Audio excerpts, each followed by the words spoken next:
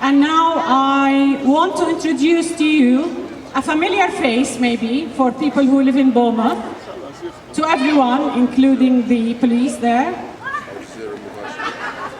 I would like to introduce an enthusiastic young man who's been totally dedicated to our cause. He's our chairman, being a young chap, but he's our chairman for Palestine Solidarity Movement. I would like to introduce Bilal Yassin, who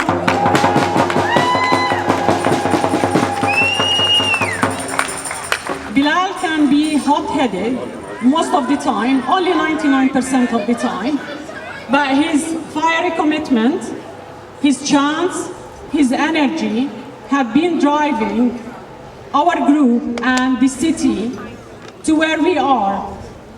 To be honest, a couple of days ago we had some hiccups with the lovely police here, and we were getting into a corner that we were thinking of maybe postponing or something, and when Bilal came, said, no, we're going, we're standing, we are supported by the people, and we are there for the people. So thank you, Bilal, for making this happening. And I'll leave you with Bilal now. Thank you, Feda. Assalamu alaikum wa rahmatullahi wa barakatuh. On behalf of the Palestine Solidarity Movement, welcome to Bournemouth. And just on what Feda said, her lovely words, I don't do this for any gratitude. I do this, and hopefully for the same reasons you guys are here, because this is my duty as a human being to support and help my other fellow human beings.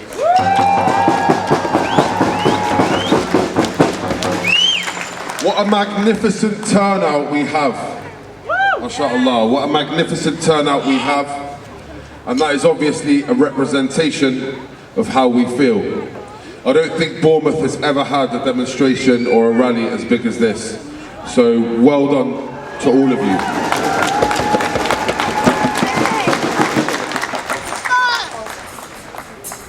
It's a representation of how we feel after the horrific scenes we've been watching this last week, this last month, this last 8 months, these last 76 years. The scenes of devastation, destruction, and images of children decapitated, burned alive whilst they are being starved will never leave my mind. Children shaking uncontrollably, parents searching for missing children, families looking for loved ones, people gathering body parts. Their neighbourhoods destroyed, forced to evacuate to uninhabitable areas, living in tents with no sanitary, no food, no water, no medicine, no electricity. And after that, a vicious, inhumane attack on a collection of tents housing mostly women and children that have been through hell the past 8 months. The impunity given to the IDF is so evident by the fact we are watching this live in real time, and Western media coverage is so minimal. Where is the humanity that the West so proudly boasts about? It was months ago that I questioned how many more children have to die. Months ago that I questioned how much more blood had to be spilled. The answer is I don't know. We had a meeting last week. And we talked about the 16th of June. And one of my team said, I don't know if there'll be any Palestinians left on the 16th of June. It left a somber mood. Benjamin Netanyahu, all he has to say, it was an accident to get away with it. How can the most advanced military with the most advanced weapon systems in the world make so many mistakes? Rishi Sunak, Keir Starmer have started their donkey race whilst the Holocaust is going on. And both of the donkeys are so brazen about their support for it. I hope nobody here will vote for either of those war criminals.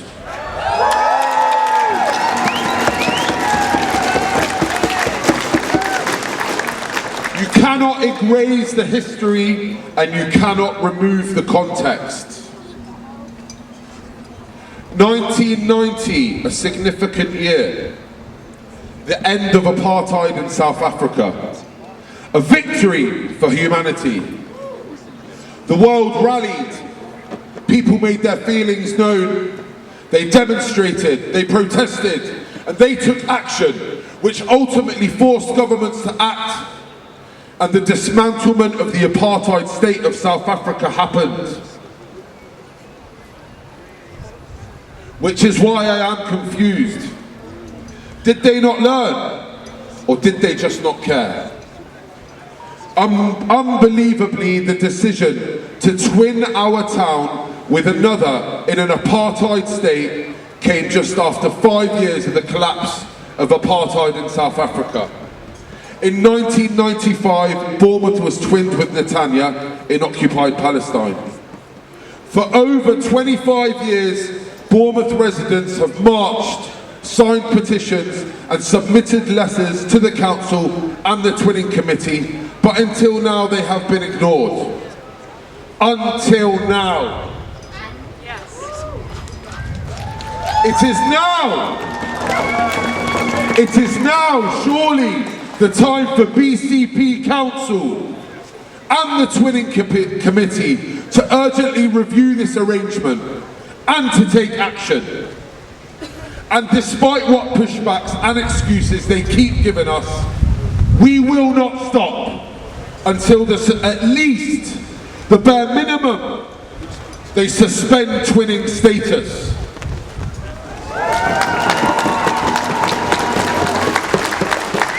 They've already tried to tell us it can't be done, but it has been done. In Exeter, they suspended twinning status with a Russian town. Oh wait. So much sympathy for the war in Ukraine, and rightly so. But when it's a war against non-white people, and non-white people are dying, the world shows its corruption, racism, and complicity.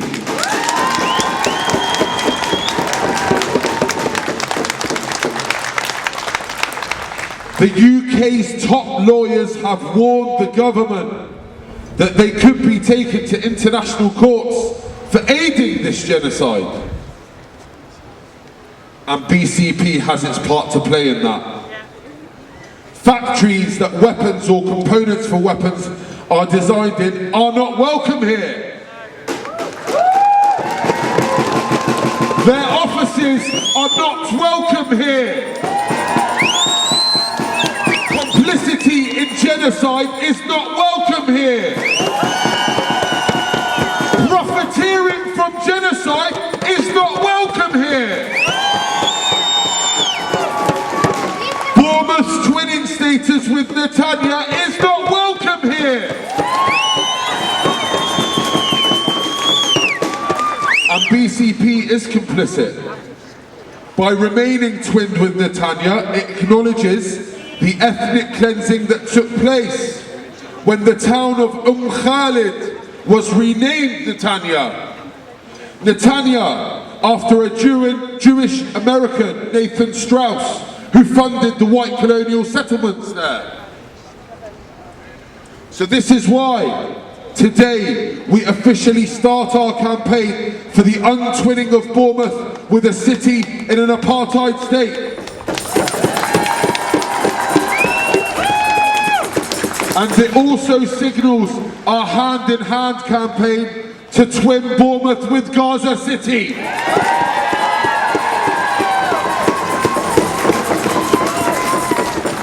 This is going to be a long fight. This is going to be a long fight. And I expect some resistance, but nevertheless, I know it's a fight that we can win, because it's another good fight. We must be committed. We must be strong. We must be resilient. And we must stand together. Together, we will succeed.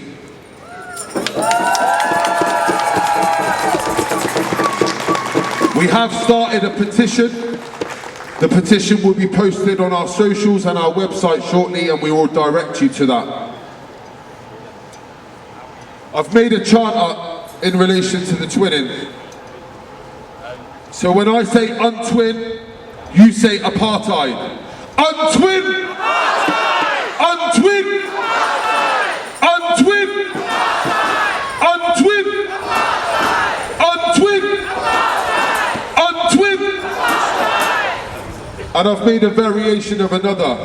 When I say what do we want, you say twin with Gaza. What do we want? Twin with Gaza! When do we want it? Now! What do we want? Twin with Gaza! When do we want it? Now! What do we want? Twin with Gaza!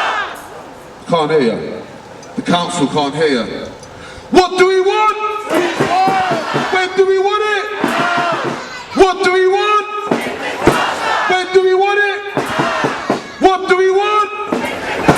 When do we want it? That brings me to the end of my speech, and unfortunately some bad news. Don't shoot me, please. Dr. Husam Zomlot, the Palestinian ambassador to the UK, was with us here yesterday.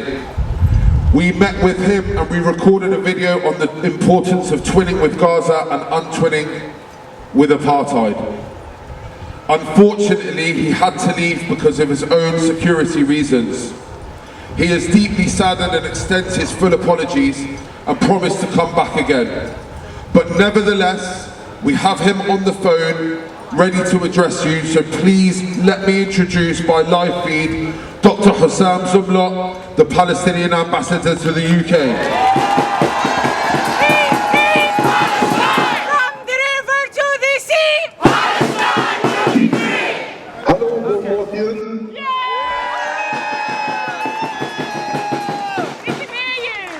Brothers and sisters, friends, thank you for coming out.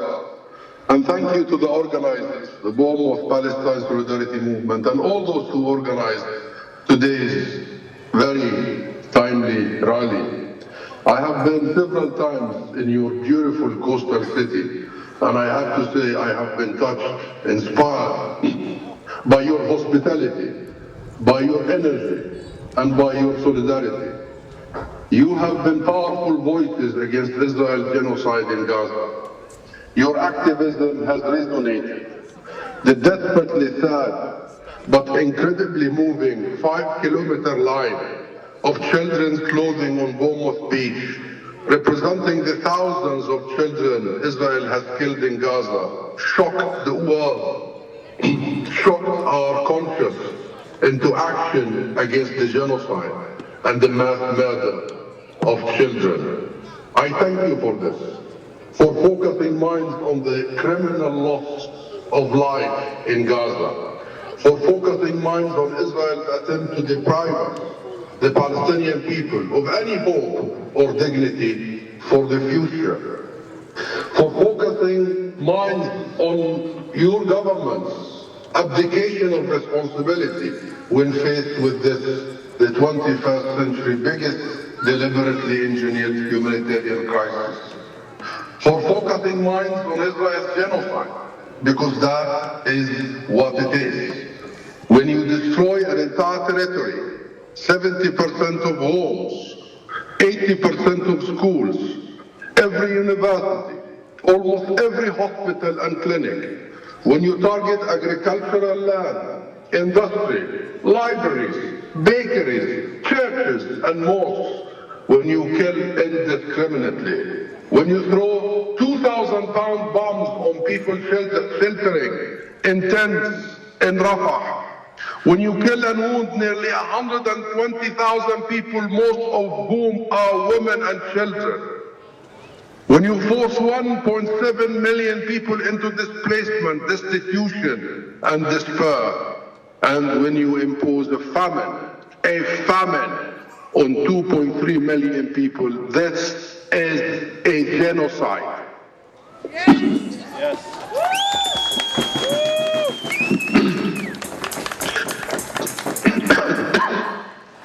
And mark my words, my brothers and sisters, my friends, mark my words, history will judge all of us. History will judge us all, and it will not be kind to those who have supported and been complicit in this, the greatest crime of this century.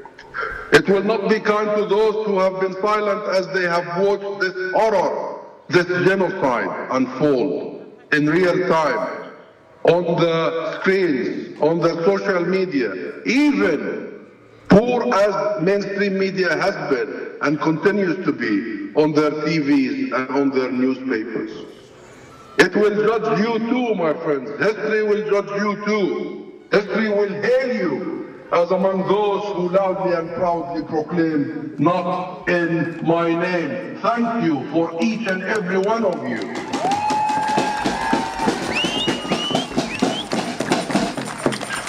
History will hail you as those who exhibited moral clarity and moral backbone and were not cowed by the voices of division and hatred. And history will do more, my friends. History will do more. History will hail you as part of a global movement that will help secure the Palestinian people's rights to freedom from oppression, freedom from occupation and colonization and apartheid, freedom from besiegement, freedom from racism and bigotry and self-determination. History will judge you that you are supporting our right to self-determination, our right to independence, our right to a state of our own, after being denied our inalienable rights for more than 100 years. History will praise you, my friends, will praise you as the voices of freedom and justice.